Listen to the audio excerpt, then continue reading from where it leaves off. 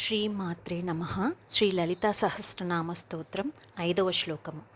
అష్టమి చంద్ర విభ్రాజదలికస్థల శోభిత ముఖచంద్ర కలంకాభమృగనాభివిశేషక.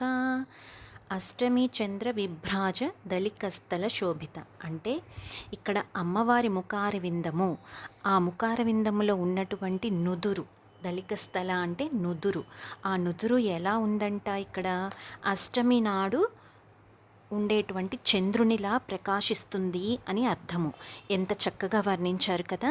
ఇది 16 అక్షరాల నామము, ఇది ఏకనామము అంటే విడతీయకుండా ఒకేసారి పఠించాలి. ముఖ చంద్ర కలంకాభమృగనాభివిశేషక, ఇది కూడా 16 అక్షరాల ఏకనామము, దీన్ని కూడా అలాగే పఠించాలి.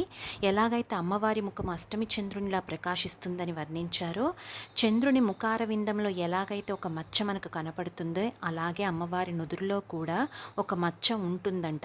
అది ఏంటిది ఇలా వర్ణించారు. ఆ మచ్చ కస్తూరి అనే మృగం యొక్క నాభి వద్ద ఏర్పడిన తిత్తి నుంచి వెలువడిన పరిమళ ద్రవ్యం అంట.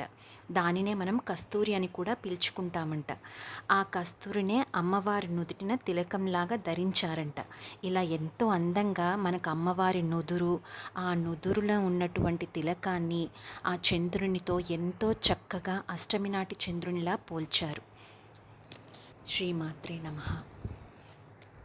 పూర్తి శ్లోకము.